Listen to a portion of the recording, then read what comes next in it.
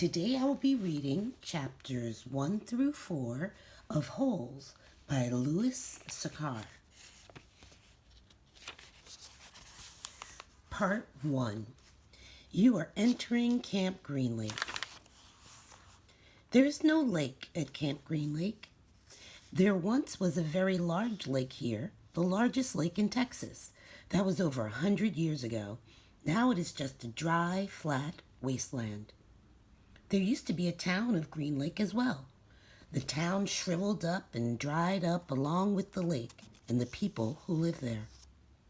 During the summer, the daytime temperature hovers around 95 degrees in the shade, if you can find any shade.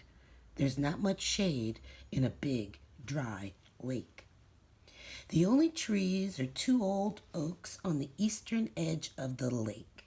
A hammock is stretched between the two trees, and a log cabin stands behind that. The campers are forbidden to lie in the hammock.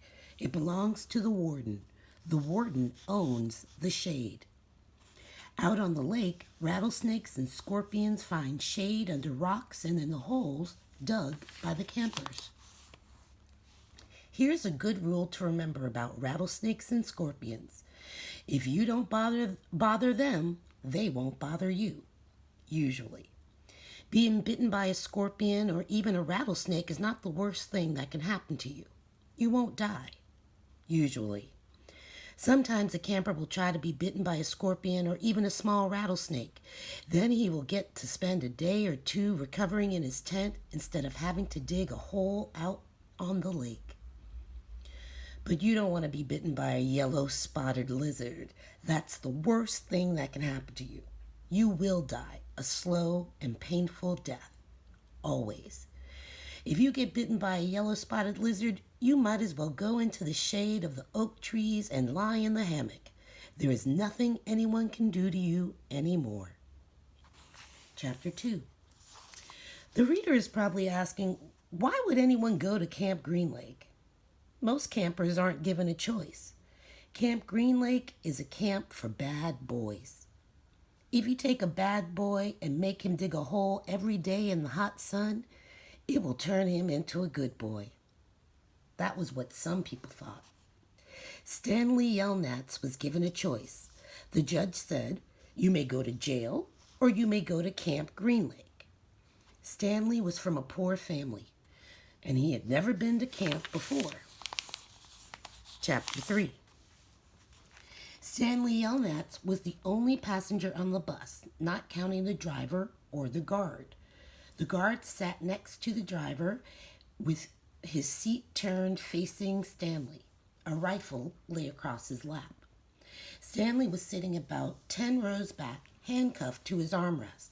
His backpack lay on the seat next to him. It contained his toothbrush, toothpaste, and a box of stationery his mother had given him. He'd promised to write her at least once a week. He looked out the window, although there wasn't much to see, mostly fields of hay and cotton. He was on a long bus ride to nowhere. The bus wasn't air-conditioned, and the hot, heavy air was almost as stifling as the handcuffs. Stanley and his parents had tried to pretend that he was just going away to camp for a while, just like rich kids do. When Stanley was younger, he used to play with stuffed animals and pretend the animals were at camp. Camp fun and games, he called it. Sometimes he'd have them play soccer with a marble. Other times they'd run an obstacle course or go bungee jumping off a table tied to broken rubber bands. Now Stanley tried to pretend he was going to camp fun and games. Maybe he'd make some friends, he thought. At least he'd get to swim in the lake. He didn't have any friends at home. He was overweight, and the kids at his middle school often teased him about his size. Even his teachers sometimes made cruel comments without realizing it. On his last day of school, his math teacher, Mrs. Bell, taught ratios. As an example, she chose the heaviest kid in the class and the lightest kid in the class and had them weigh themselves. Stanley weighed 3 times as much as the other boy. Mrs. Bell wrote the ratio on the board, 3-1, unaware of how much embarrassment she had caused both of them. Stanley was arrested later that day. He looked at the guard who sat slumped in his seat and wondered if he had fallen asleep. The guard was wearing sunglasses, so Stanley couldn't see his eyes. Stanley was not a bad kid. He was innocent of the crime for which he was convicted.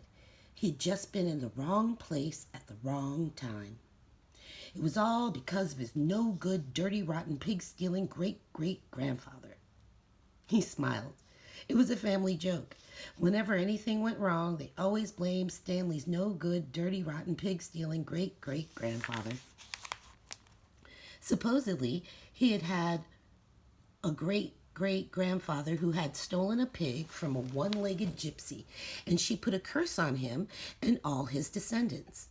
Stanley and his parents didn't believe in curses, of course, but when anything went wrong, it felt good to be able to blame someone.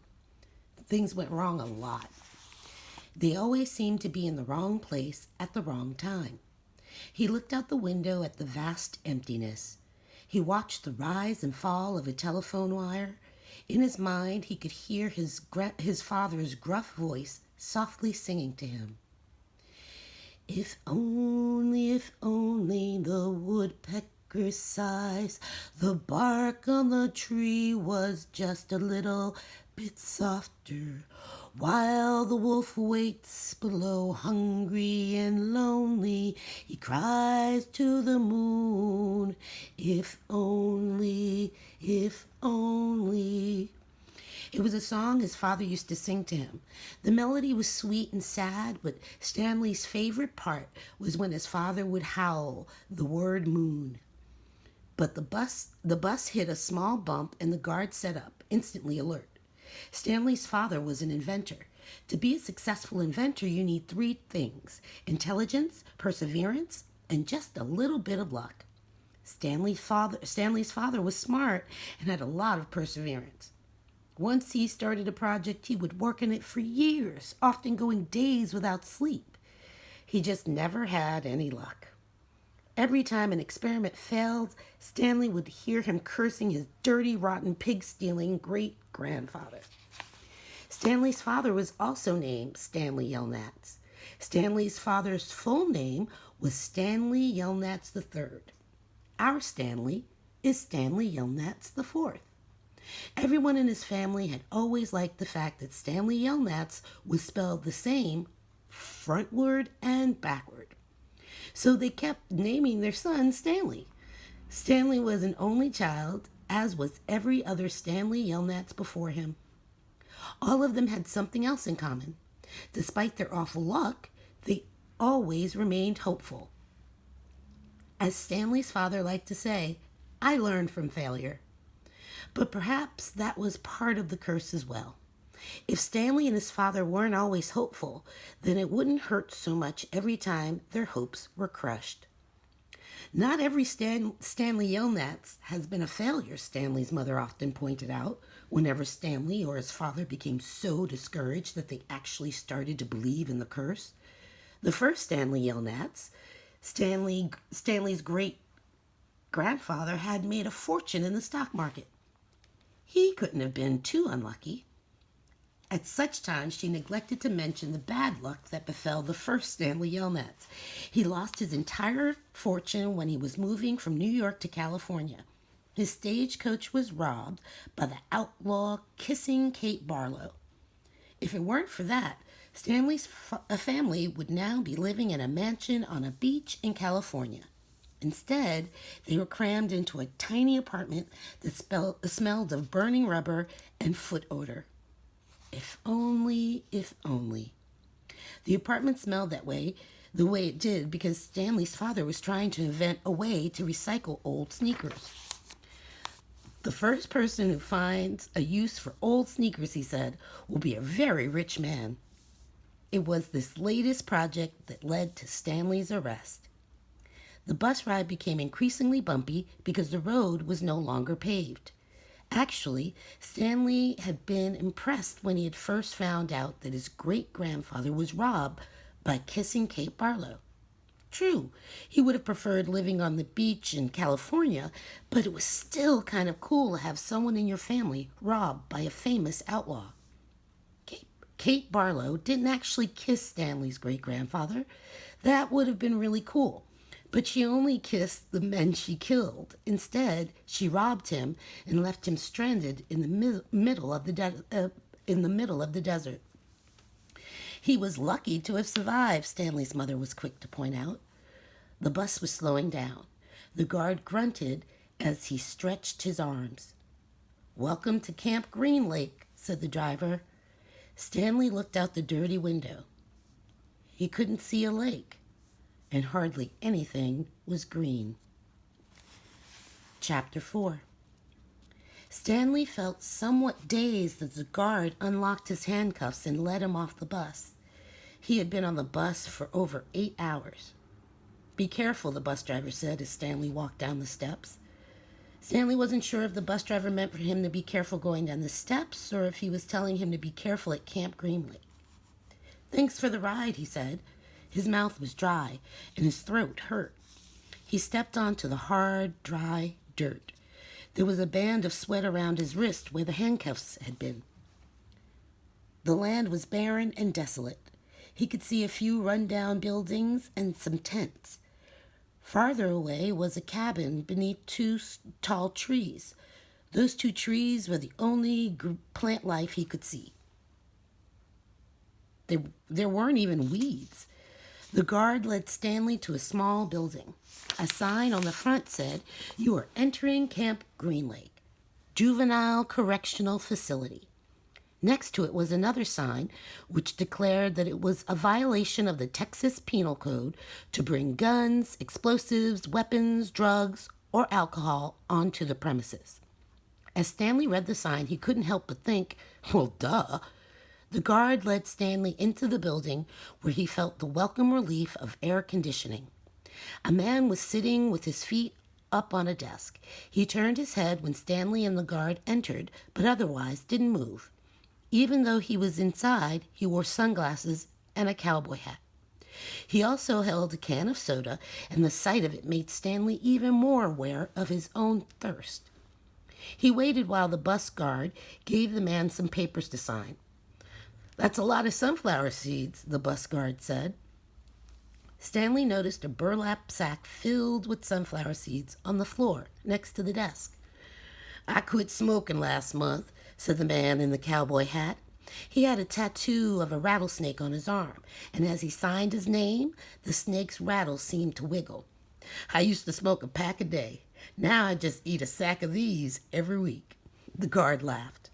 There must have been a small refrigerator behind his desk because the man in the cowboy hat produced 2 more cans of soda. For a second, Stanley hoped that one might be for him, but the man gave one to the guard and said the other was for the driver. 9 hours here and now 9 hours back, the guard grumbled. "What a day."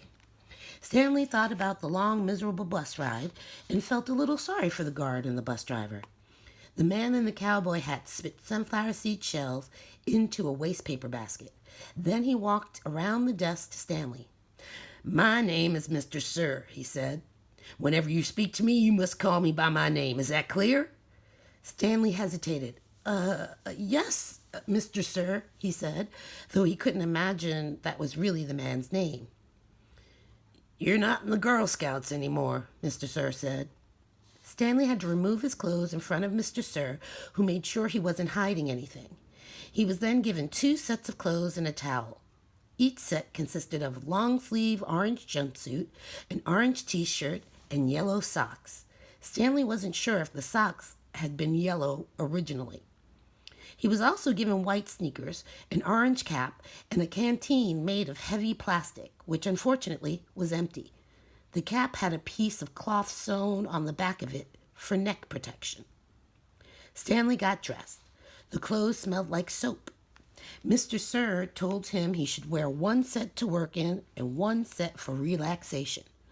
Laundry was done every 3 days. On that day, his work clothes would be washed. Then the other set would become his work clothes, and he would get clean clothes to wear while resting. "You're to dig 1 hole each day, including Saturdays and Sundays. Each hole must be 5 feet deep and 5 feet across in every direction.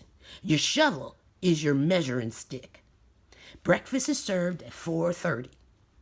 Stanley must have looked surprised because Mr. Sir went on to explain that they started early to avoid the hottest part of the day. No one is going to babysit you, he said.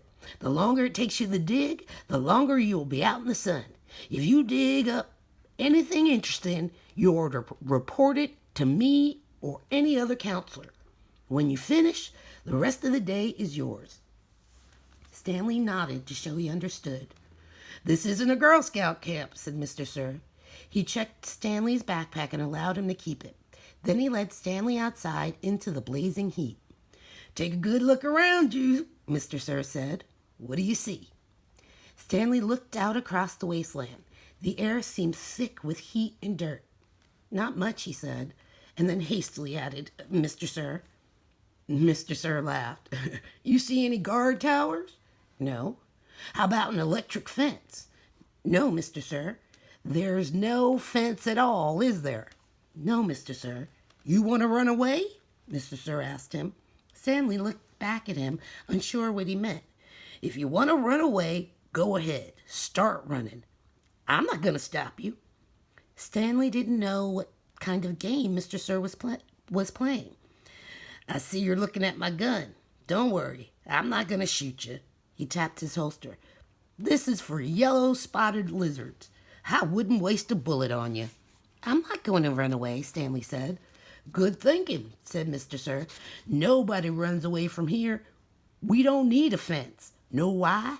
Because we've got the only water for 100 miles. You want to run away? You'll be buzzard food in 3 days. Stanley could see some kids dressed in orange and carrying shovels dragging themselves toward the tents. You thirsty? Asked Mr. Sir. Yes, Mr. Sir, Stanley said gratefully. Well, you better get used to it.